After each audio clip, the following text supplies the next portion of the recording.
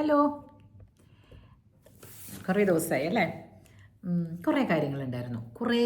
കുറേ കാര്യങ്ങളുണ്ടായിരുന്നു. അതുകൊണ്ടാണ് വരാതിരുന്നത്. ഒന്നാമത് ഇവിടത്തോളം കരകരയെന്ന് ഞാനും ആൻറ്റിബയോട്ടിക്സ് ഉപയോഗിക്കാതെ അത് ഹീൽ ചെയ്യാൻ നോക്കുമായിരുന്നു. അപ്പം കുറച്ച് പറവറാന്നായിട്ടുണ്ട് സൗണ്ട്, ബട്ട് സ്റ്റിൽ നോ, ഇപ്പോൾ കുഴപ്പമില്ല.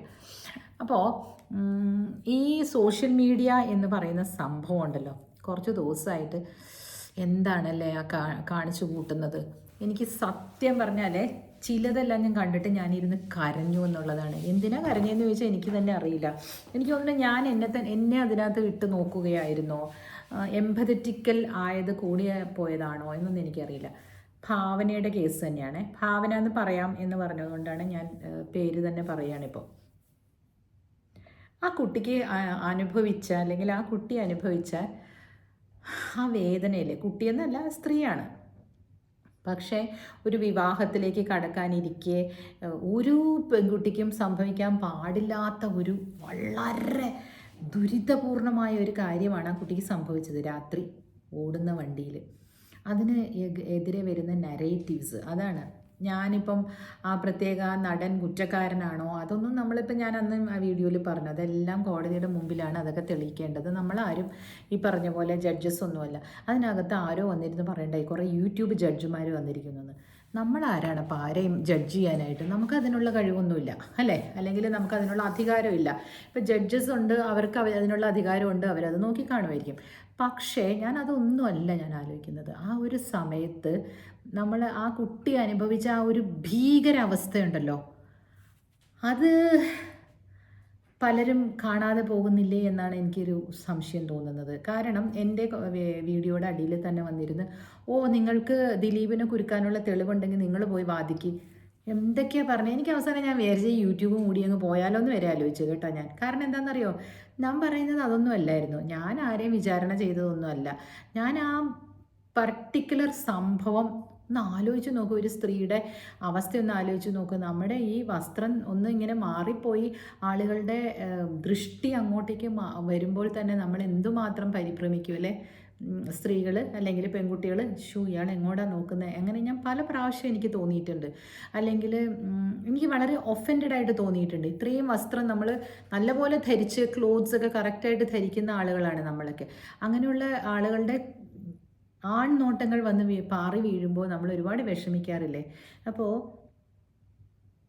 സമൂഹത്തിൽ പലതരം ആളുകൾ ഉണ്ടാകാം, എന്നാലും നമ്മൾ അമ്മമാർ നമ്മുടെ ആൺമക്കളോട് കുറച്ചുകൂടി അടുത്തിരുന്ന് കൈ പിടിച്ച് അവരുടെ കൈ എടുത്ത് നമ്മളുടെ കൈത്തലത്തിൽ തന്നെ വെക്കുക തന്നെ വേണം. എനിക്ക് ആൺകുട്ടിയല്ല, എനിക്ക് ബ്രദറുണ്ട്, എനിക്കൊരു എൻ്റെ ഒരു കുഞ്ഞു മോനുണ്ട്. ഞാൻ അവനോട് എല്ലാവരോടും ഞാൻ അങ്ങനെയാണ്. ഞാൻ എപ്പോഴും പറയുന്നുണ്ട്, ചില കാര്യങ്ങൾ നമുക്ക് പറയാൻ പറ്റാത്ത കാര്യങ്ങൾ ഏതെങ്കിലും ഒരു സീരിയലൊക്കെ വരികയാണെങ്കിലേ അത് പോയിരുന്ന് കാണൂ എന്ന് ഞാൻ പറയാറുണ്ട്. അഡൾസൻസ് എന്ന് പറഞ്ഞ ഒരു സീരീസ് വന്നപ്പോൾ ഞാൻ എല്ലാവരോടും ഇവിടെ പറഞ്ഞില്ലേ, നിങ്ങളത് കാണൂ. ആൺമക്കളുടെ അമ്മമാർക്ക് അത് കാണാൻ ഇച്ചിരി ബുദ്ധിമുട്ടാണ്. എന്നോട് ടെസ്സ പറഞ്ഞായിരുന്നു, എൻ്റെ ഫ്രണ്ടിലെയോ ആകാം, എനിക്കത് കണ്ട് തീർക്കാൻ പറ്റിയില്ല, അത്ര ഒരു പതർച്ച വന്നുപോയി എന്ന്. അതേപോലെ പക്ഷെ നമ്മളത് കണ്ടേ മതിയാവൂ. നമ്മുടെ ആൺകുട്ടികൾക്കത് കാണിച്ചു കൊടുക്കുക. അപ്പം എന്താണെന്ന് വെച്ചാൽ അവർക്കത് മനസ്സിലാക്കണമല്ലോ. ഇനിയൊരു പെണ്ണ് എന്ന് പറയുന്നത് എൻ്റെ അമ്മയാണ്, എൻ്റെ സഹോദരിയാണെന്നുള്ളത് അവർ മനസ്സിലാക്കും, നമ്മുടെ മക്കളല്ലേ. അപ്പോൾ ഇത്തരത്തിലുള്ള ഒരു വൈകല്യമോ അല്ലെങ്കിൽ വൈകൃതമായിട്ടുള്ള ഒരു ചിന്താഗതികളോ എങ്ങനെയാണ് സമൂഹത്തിൽ ഉരുവാക്കപ്പെടുന്നത്?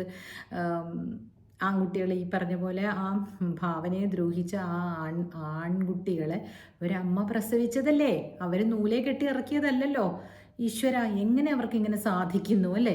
ഇപ്പോൾ വന്ന് ജഡ്ജിൻ്റെ മുമ്പിൽ വന്ന് നിന്ന് കൈകൂപ്പിയിട്ട്, അയ്യോ ഞങ്ങളെ വെറുതെ വിടണേ, ഞങ്ങൾക്ക് അമ്മയുണ്ട്, ഞങ്ങൾക്ക് ഭാര്യയുണ്ട്, പെൺമക്കളുണ്ട്, ഇതൊക്കെ എങ്ങനെ സാധിക്കുന്നു? അപ്പോൾ ഭാവനയുടെ അമ്മ എത്രമാത്രം വിഷമിച്ച് കാണുമല്ലേ. ഇവിടെ എനിക്ക് ഇപ്പോഴും എൻ്റെ നെഞ്ചിൽ ഇങ്ങനെ തൊട്ടാൽ എനിക്ക് ആ പാങ്സ് അറിയാം. നിങ്ങളിൽ പലരും അങ്ങനെയാണെന്ന് എനിക്കറിയാം. അതുകൊണ്ടാണ് KSRTC ബസ്സിൽ പറക്കും തളിക എന്ന് പറഞ്ഞ സിനിമ ഇട്ടപ്പോൾ ഒരമ്മയല്ലേ അവരെഴുന്നേറ്റ് നിന്ന് പ്രതിഷേധിച്ചതിൽ എന്താണ് തെറ്റ്?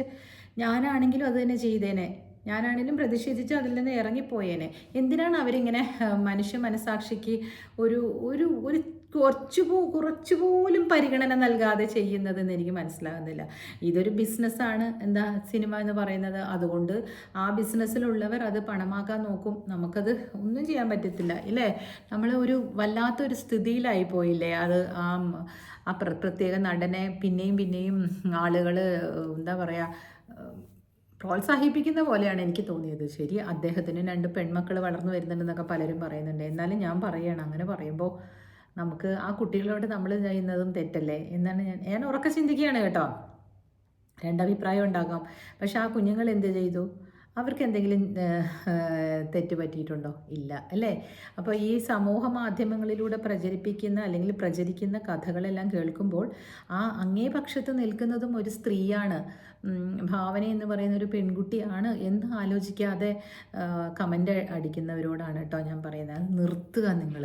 അവർ ഇനി നിയമം എന്താ പറയുക, എങ്ങനെയാണ് അവരെ ഹെൽപ്പ് ചെയ്യാൻ പോകുന്നത്, അത് അവർ നിയമത്തിൻ്റെ പാതയിൽ തന്നെ പോട്ടെ. അതുകൊണ്ടൊക്കെ തന്നെയാണ് ഞാനും ഒരു വല്ലാണ്ട് വിഷമമായിരുന്നു എനിക്ക്. അപ്പോൾ അതൊന്ന് പറയണമെന്ന് തോന്നി. നമ്മൾ കുറച്ച് പേര്, ഒരു 1000 പേര്, 1500, 2500, 5000 വരെയെങ്കിലും ഒക്കെ കാണുമല്ലോ ഞാനിത് ഇടുമ്പോൾ. കുറച്ച് പേരെങ്കിലും ഒന്ന് കമൻസ് നിങ്ങൾ റിഫ്രെയിൻ ചെയ്യുക. എന്തിനാണ് അതിൻ്റെ ഇടയിലോട്ട് കമൻറ്റ് ചെയ്യാൻ പോകുന്നത്? ഞാനിപ്പം ഭാഗ്യലക്ഷ്മി ചേച്ചിയുടെ കുറേ കണ്ടു കേട്ടോ ഇൻസ്റ്റാഗ്രാമിൽ. അവരിലുള്ള അമ്മയില്ലേ, ഇപ്പം ഒരു പരുന്ത് തൻ്റെ കുഞ്ഞിനെ റാഞ്ചിക്കൊണ്ട് പോകുമ്പോൾ ഒരു ഹെൻ, അതായത് കോഴിപ്പെട എന്ന് നമ്മൾ പറയില്ലേ, പെടക്കോഴി വന്നിങ്ങനെ പറന്ന് കൊത്തുമല്ലേ, കണ്ടിട്ടില്ലേ? ആ ഒരു ആക്രോശത്തിലാണ് ആ ചേച്ചിയും ഭാവനയെ സംരക്ഷിക്കാൻ വേണ്ടിയിട്ട് എന്താ പറയുന്നത്. അവർക്ക് എന്ത് തന്നെ വന്നാലും ശരി, ഞാൻ ധൈര്യപൂർവ്വം നേരിടും എന്നുള്ള രീതിയിലാണ്. അപ്പോൾ അവർക്ക് എഗൻസ്റ്റായിട്ട് സൈബർ അറ്റാക്ക് ഉണ്ട്, അവർ പറയുന്നതിന് എഗൻസ്റ്റായിട്ട് കേസ് കൊടുക്കുമെന്ന് പറയുന്ന ഒരു വിഭാഗമുണ്ട്, രാഷ്ട്രീയത്തെ അതിൻ്റെ ഉള്ളിൽ കലർത്തുന്നവരുണ്ട്. എന്തിനാണ് ഈ രാഷ്ട്രീയത്തെ അതിൻ്റെ ഉള്ളിൽ കലർത്തുന്നത്?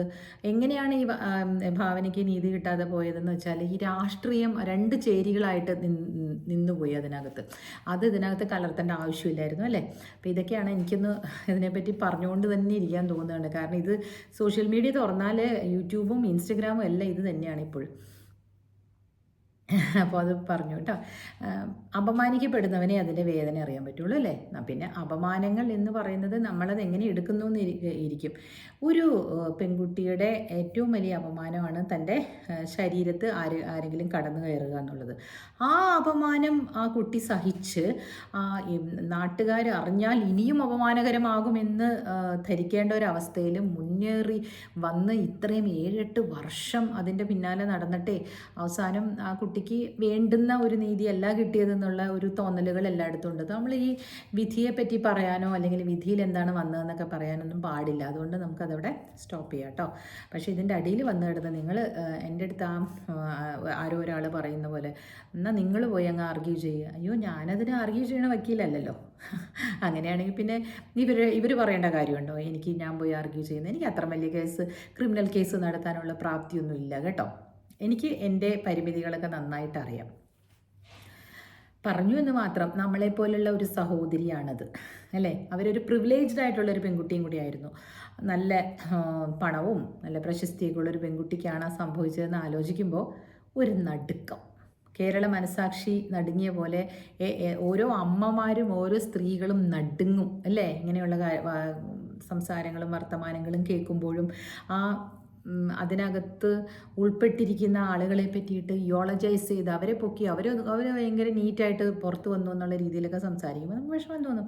അതിൻ്റെ പുറകിൽ പല കാര്യങ്ങളും ഉണ്ടായിരിക്കാം, നമുക്കതിനകത്തേക്ക് പോകാൻ പറ്റില്ല അല്ലേ. അപ്പം അപമാനിക്കപ്പെടുന്നവനെ അതിൻ്റെ വിഷമം അറിയാൻ പറ്റുള്ളൂ. അത്രയും അവർ അനുഭവിച്ചിട്ടുണ്ട്. അപ്പം നമ്മളിൽ എന്നെ കേൾക്കുന്ന ആൾക്കാർ, നിങ്ങൾ ഇതിൻ്റെ കമൻസിൻ്റെ അടിയിൽ പോയിട്ട് നിങ്ങൾ 2 ഭാഗം തിരിയാതിരിക്കുക. നമ്മളൊരൊറ്റ കാര്യം മാത്രം ചിന്തിച്ചാൽ മതി. ആ കുട്ടി അനുഭവിച്ച ആ വേദന മാത്രം ചിന്തിച്ചാൽ മതി. മറ്റുള്ളതൊക്കെ അവിടെ 2 വശം തിരിഞ്ഞ് അവർ തമ്മിൽ തല്ലുകയോ ചെളിവാരി എറിയുകയോ എന്താണെങ്കിലും ഇരിക്കട്ടെ, നമ്മൾക്ക് ആ കുട്ടിയുടെ കൂടെ നിൽക്കാം ഇക്കാര്യത്തിൽ. അത് ആ ദ്രോഹിക്കപ്പെട്ട ആ ശരീരവും കൊണ്ട് ആ കുട്ടി വളരെയധികം വിഷമിച്ച് കാണൂലേ അല്ലേ. എത്രമാത്രം ആ കുട്ടി ആ ഒരു വൂണ്ട് ശരീരത്തിന് ഏർപ്പെട്ടതും മാനസികമായിട്ട് ഏർപ്പെട്ടതും ഒക്കെ വലിയൊരു വൂണ്ടല്ലേ. അതിൻ്റെ മുകളിലേക്ക് പിന്നെയും ഉപ്പും മുളകും തേക്കുന്ന പരിപാടിയല്ലേ ഈ മാധ്യമങ്ങളൊക്കെ ചെയ്തുകൊണ്ടിരിക്കുന്നത്. ഒരു സ്ത്രീ എന്ന നിലയിൽ ഇത്രയെങ്കിലുമൊക്കെ പറയണ്ടേ ഈ കാഴ്ചപ്പാടുകൾ. ഇത് തന്നെ പറഞ്ഞുകൊണ്ടിരിക്കുന്നതുകൊണ്ടാണ് ഞാനൊരു ഇടവേള വിടുകയും ചെയ്തു. എനിക്ക് ട്രാവലൊക്കെ ഉണ്ടായിരുന്നു. അപ്പോൾ അതാണ് എനിക്ക് പറയാനുള്ളത് കേട്ടോ. അപ്പോൾ ഞാൻ ഈ പ്രാവശ്യം യാത്ര ചെയ്ത് വന്നപ്പോൾ ഉണ്ടായ ഒരു അനുഭവം പറയാവേ. ഞാൻ എത്തിഹാദ് എന്ന് പറഞ്ഞ് ഫ്ലൈറ്റിലാണ് കേട്ടോ വന്നത്. അപ്പോൾ എൻ്റെ അടുത്ത് ഒരു കപ്പിൾ, ഞാനപ്പോൾ അയൽ സീറ്റിലാണ് ഇരുന്നത്. അപ്പോൾ എനിക്ക് വിൻഡോ സീറ്റാണ് എപ്പോഴും ഇഷ്ടം. അപ്പോൾ ഞാൻ വിചാരിച്ചു വിൻഡോ കിട്ടിയില്ലല്ലോ, അതെന്ത് പറ്റി എന്നൊക്കെ ഇങ്ങനെ ആലോചിച്ചു. പക്ഷേ ഞാൻ അവിടെ ഇരിക്കുമ്പോൾ എൻ്റെ അടുത്തേക്ക് ഒരു വയോധിക, just entering in to their 60s അങ്ങനത്തെ 2 പേര് വരികയാണ്. ഹസ്ബൻഡ് ഈസ് ഓൾമോസ്റ്റ് 69 എങ്ങാണ്ടായിട്ടുണ്ട് അദ്ദേഹത്തിന്. നല്ലൊരു മനുഷ്യൻ, ഒരു നല്ല ഒരു ആഠ്യത്തുള്ള 2 കപ്പിൾ ഇങ്ങനെ വരികയാണ്. പരിവച്ചു. അദ്ദേഹം ചോദിച്ചു ആ വിൻഡോ സീറ്റ് എടുക്കുന്നു. First miracle. നമ്മൾ വിചാരിക്കുന്നത് നടന്നു എന്നുള്ളതിനൊരു സന്തോഷം. ഞാൻ വളരെ താങ്ക് യു പറഞ്ഞ് ഞാൻ അങ്ങോട്ട് നീങ്ങിയിരുന്നു. എൻ്റെ അടുത്ത് അദ്ദേഹത്തിൻ്റെ വൈഫ് ഇരുന്നു, അപ്പുറത്ത് അദ്ദേഹം ഇരുന്നു. അങ്ങനെ കുറച്ച് നേരം കഴിഞ്ഞപ്പോഴേക്കും ഈ ഫ്ലൈറ്റ് എന്ത് ചെയ്താൽ മൂവ് ആകുന്നില്ല. കുറച്ച് നേരം റൺവേയിൽ നീങ്ങിയിട്ട് പിന്നെ അത് ഹാങ്ങറിൽ പോലത്തെ ആ സ്ഥലത്തേക്ക് ഇങ്ങനെ ഒതുക്കി മാറ്റിയിട്ടു. അയ്യോ ഇതെന്ത് പറ്റി? അപ്പോൾ ഇദ്ദേഹം പണ്ട് ഈ എത്തിഹാദിൽ വർക്ക് ചെയ്തിരുന്ന ആളാണ്. അദ്ദേഹം പറഞ്ഞു എഞ്ചിൻ എന്തോ ചെറിയ പ്രോബ്ലം ഉണ്ടെന്ന് തോന്നുന്നു, അത് 2 ഡോറും തുറന്നു വെച്ചിട്ട് ആൾക്കാർ പിന്നെയും കയറുന്നു എഞ്ചിനീയേഴ്സ് എന്ന് പറഞ്ഞു. അപ്പോൾ നമ്മളതൊന്നും മൈൻഡ് ചെയ്യാതെ ഇവരും സംസാരം ആരംഭിച്ചു. എൻ്റെ അടുത്തിരിക്കുന്ന ആൾക്കാരെ ഞാൻ എപ്പോഴും സംസാരിക്കും കേട്ടോ. ഞാൻ ഈ മൊബൈൽ നോക്കിയിരിക്കില്ല. ഒരു സോഷ്യൽ സ്ഥലങ്ങളിൽ ചെന്ന് കഴിയുമ്പോൾ എനിക്ക് അടുത്തിരിക്കുന്ന ആളെയാണ് ഞാൻ പരിചയപ്പെടാൻ നോക്കുക. അപ്പോൾ ഞാൻ ചോദിച്ചു എങ്ങോട്ടാണ്, എന്താണ് എന്നൊക്കെ ചോദിച്ച് മനസ്സിലാക്കി. അങ്ങനെ ഞങ്ങൾ പരസ്പരം ഞങ്ങളുടെ കഥകളൊക്കെ പറഞ്ഞു. അപ്പോൾ ഞാനിങ്ങനെ മുഖം വാടിയിരിക്കുന്നുണ്ട്. അപ്പോൾ എന്നോട് ചോദിച്ചു എന്ത് പറ്റി. അപ്പോൾ ഞാനും പറഞ്ഞു എനിക്കിങ്ങനെ ചില അനുഭവങ്ങളുണ്ടായി, അതിനെപ്പറ്റിയൊക്കെ ഞാനും സംസാരിക്കുകയാണ് എൻ്റെ വിഷമങ്ങളെ പറ്റി. അപ്പോൾ അവർ പറഞ്ഞു, അവരിങ്ങനെ ബൈബിൾ എപ്പോഴും വായിച്ചിട്ട് അതിന് ഓരോരോ കാര്യങ്ങൾ പറയണേ. ഈ വിമാനം ഇവിടെ കുറച്ച് നേരം ലേറ്റായതും കാരണം നമ്മൾ തമ്മിൽ സംസാരിക്കാൻ തുടങ്ങി അല്ലേ. എല്ലാത്തിനും ഒരു റീസൺ കാണും കേട്ടോ. എന്നെ ഇതിൻ്റെ നിങ്ങളുടെ അടുത്ത് ഇരുത്താനും ഒക്കെ ഒരു റീസൺ കാണുവേ എന്ന് പറഞ്ഞു കേട്ടോ എൻ്റെ അടുത്ത്. അപ്പം ഞാൻ പറഞ്ഞു ശരിയായിരിക്കും, നിങ്ങളുടെ വാക്കുകൾ എനിക്ക് വളരെ സൂതിങ് ആയിട്ട് തോന്നുന്നുണ്ട് എന്ന് പറഞ്ഞു. അവരുടെ പേര് മേരി എന്നാണ്. ഞാൻ പറഞ്ഞു മേരി എന്നുള്ള പേരും നല്ല വാക്കുകൾ പറഞ്ഞ് നമ്മുടെ മനസ്സിനൊരു സമാധാനം തരികയൊക്കെ ചെയ്യുന്നുണ്ടല്ലോ എന്നൊക്കെ പറഞ്ഞ് ഞങ്ങൾ പിന്നെ വായ കൂട്ടിയിട്ടില്ല കേട്ടോ. അവിടെ നിന്ന് നമ്മുടെ മക്കളുടെ കാര്യങ്ങൾ പറഞ്ഞു, ഫോട്ടോസ് കണ്ടു, അങ്ങോട്ടും ഇങ്ങോട്ടും ഓരോരോ കാര്യങ്ങൾ പറഞ്ഞു. അപ്പോൾ പറഞ്ഞു ശരി, ഞാനിങ്ങനെ എന്നും രാവിലെ ഓരോരോ ബൈബിൾ വചനങ്ങൾ എൻ്റെ ഗ്രൂപ്പിലുള്ള ആൾക്കാർക്ക് അയക്കാറുണ്ടെന്ന് പറഞ്ഞപ്പോൾ ഞാൻ പറഞ്ഞു ഞാനും ഒരു യൂട്യൂബ് ചാനൽ നടത്തുന്നുണ്ട്, ഞാനും ഒരു ഇൻസ്റ്റഗ്രാം പേജ് നടത്തുന്നുണ്ട്, സോ എൻ്റേതും കൂടെ ഫോളോ ചെയ്യുന്നു പറഞ്ഞാൽ ഞങ്ങൾ അങ്ങോട്ടും ഇങ്ങോട്ടും ഈ വാട്സപ്പ് നമ്പറിൽ മെസ്സേജ് അയച്ചു കൊച്ചിനീന്ന് ടേക്ക് ഓഫ് ചെയ്യുന്നതിന് മുമ്പ് തന്നെ. അത് കഴിഞ്ഞപ്പോൾ പിന്നെ വിമാനമൊക്കെ നേരെയായി ടേക്ക് ഓഫ് ചെയ്തു. നമ്മളപ്പോൾ ഉടനീളം സംസാരിക്കുകയാണ്, ഓരോരോ കാര്യങ്ങൾ പറയുന്നുണ്ട് കേട്ടോ അതിൻ്റെ ഇടയിലൊക്കെ നമ്മൾ. എന്നിട്ട് ലാൻഡ് ചെയ്തു. അപ്പോഴേക്കും എൻ്റെ മനസ്സിലുണ്ടായിരുന്ന ആ സങ്കടം ഉണ്ടല്ലോ, ഒരു മഞ്ഞുരുകുന്ന പോലെ. കാരണം ഞാൻ ആ ഫ്ലൈറ്റിൽ കയറുമ്പോൾ എനിക്കൊരു സങ്കടം ഉണ്ടായിരുന്നു, ഒരു വലിയ സങ്കടം. ആ സങ്കടത്തെ പറ്റി ഞാൻ ഇവരോട് പറയായിരുന്നു. അതിങ്ങനെ മെൽറ്റായിപ്പോയി അവർ ആ പറഞ്ഞ ഓരോ രീതികളും അവർ പറഞ്ഞ കാര്യങ്ങളും എല്ലാം കേട്ടപ്പോൾ. അപ്പം ഞാൻ വിചാരിച്ചു ഇത്രയും നേരം ഞാൻ എന്തിനാ വിഷമിച്ചിരുന്നതല്ലേ. അവർ പറഞ്ഞപ്പോൾ എനിക്ക് ഞാൻ മനസ്സിലാക്കി എടുക്കുകയാണ്. എന്നിട്ട് ഞാൻ എൻ്റെ ലഗേജ് വരാൻ വേണ്ടിയിട്ട്, അതാണ് നിങ്ങൾ കേൾക്കേണ്ടതാണിത്. കാരണം എന്താണെന്നറിയോ, ഈശ്വരൻ്റെ ഒരു എന്താ പറയുക ഇടപെടൽ മനസ്സിലാക്കേണ്ടതാണ്. ഞാൻ എൻ്റെ ലഗേജ് വരാനായിട്ട് കുറേ നേരമായി വെയിറ്റ് ചെയ്യണു കേട്ടോ. കുറേ നേരം ഞാൻ അവിടെ ഇരിക്കുകയാണ്. അപ്പം നോക്കുമ്പം ഇതിനകത്ത് എൻ്റെ ഇന്ന് നമ്പർ എടുത്തായിരുന്നല്ലോ, മേരിയുടെ മെസ്സേജല്ല മേരി വിളിച്ചുകൊണ്ടിരിക്കുന്നത് തന്നെ. അപ്പോൾ അവർക്ക് വിസ ഓൺ അറൈവലായിരുന്നു.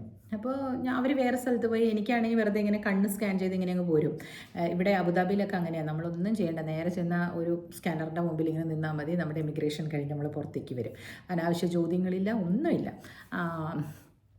അതാണ് അബുദാബി. അപ്പോൾ ഞാൻ അങ്ങനെ പുറത്തിരുന്നിട്ട്, പുറത്തെന്ന് പറഞ്ഞാൽ ഇമിഗ്രേഷൻ കൗണ്ടറിന് വെളിയിൽ വന്നു കഴിഞ്ഞാൽ പിന്നെ അങ്ങോട്ടേക്ക് ബാക്കിലേക്ക് പോകാൻ പാടില്ലല്ലോ. അപ്പോൾ ഞാൻ എൻ്റെ ലഗേജ് വരെ നോക്കിയിരുന്നിട്ട് ഈ കരോസലിൻ്റെ അവിടെ ഇരിക്കുകയാണ്. അപ്പം അബുദാബി ഫ്ലൈറ്റിൻ്റെ പേര് വന്നിട്ടുണ്ട് ലഗേജസ് ഡെലിവേർഡ് എന്നും വരുന്നുണ്ട്. എൻ്റെ ഇവിടെ പോയി കാണുന്നില്ല കുറേ നേരം ആയല്ലോ എന്ന് വെച്ച് ഞാനവിടെ ഇരിക്കുമ്പോൾ ഇവർ വിളിക്കുന്നു. അപ്പോൾ എനിക്ക് കിട്ടില്ല വാട്സപ്പ്, പിന്നെ കിട്ടില്ല. നമ്മൾ കൊച്ചിയിൽ വെച്ചിട്ടാണ് ഞങ്ങൾ അങ്ങോട്ടും ഇങ്ങോട്ടും ഹലോ പറഞ്ഞതൊക്കെ, മെസ്സേജ് കിട്ടും, വിളിച്ചാൽ കിട്ടില്ല.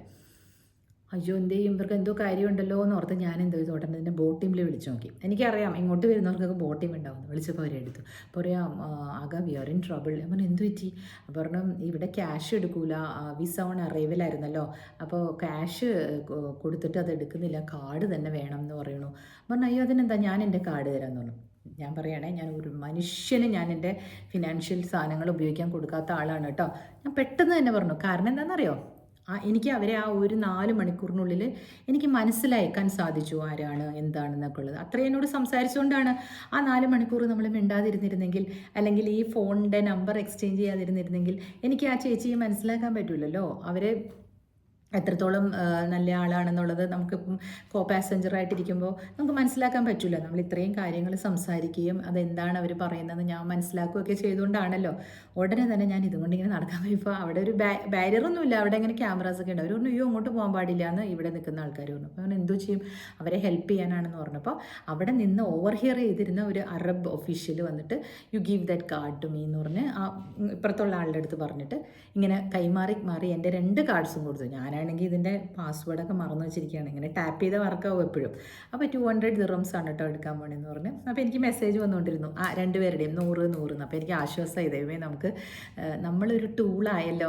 അവർക്ക് ആ ഒരു എന്താ പറയുക, സന്നിഗ്ധമായിട്ടുള്ള ഒരു സിറ്റുവേഷൻ എന്നൊക്കെ പറയില്ലേ അല്ലേ, അങ്ങനെയല്ലേ പറയണം. അതിൽ നിന്നും അവരെ പുറത്ത് കിടത്താൻ പറ്റിയല്ലോ. അവർ വേഗം വന്നു, നമ്മൾ പൈസ എനിക്ക് തന്നു. ഞാൻ പറഞ്ഞിട്ട് അവരെന്നെ ഒന്ന് ഹഗ് ചെയ്തു, ടൈറ്റായിട്ട് ഹഗ് ചെയ്തിട്ട് പറഞ്ഞു ദൈവമേ, ഞാൻ പറഞ്ഞില്ലേ, ഞാൻ പറഞ്ഞു അയ്യോ ജീസസ് ഡു വണ്ടേഴ്സ് എന്ന് ഞാൻ പറഞ്ഞു. അതായത് ശരിക്കും ഞാൻ അവർക്ക് അവിടെ ഞാൻ രക്ഷകയായി എന്ന് പറയാം. പക്ഷേ അത് എന്തുകൊണ്ടാണ് എന്നെ തോന്നിപ്പിച്ചത്? ഈശ്വരൻ തന്നെയല്ല എന്നെ തോന്നിപ്പിച്ചത്. ജീസസ്, അവർ പ്രാർത്ഥിക്കുന്ന ജീസസ് തന്നെയാണ് എന്നെ ഓർപ്പിച്ചത്. ശരിക്കും മിറക്കിൾസ് ആയിട്ടുള്ളൊരു അനുഭവമായിരുന്നു അത് അവർക്ക്. എനിക്കും അതെ, ഐ വാസ് ചോസൺ. അപ്പോൾ പല കാര്യങ്ങൾക്കും ഉണ്ടല്ലോ, പലരെയും ചൂസ് ചെയ്ത് ദൈവം നമ്മുടെ മുമ്പിൽ കൊണ്ടുവന്ന് നിർത്തും എന്ന് പറയുന്നതിൻ്റെ ഒരു അനുഭവമാണ്.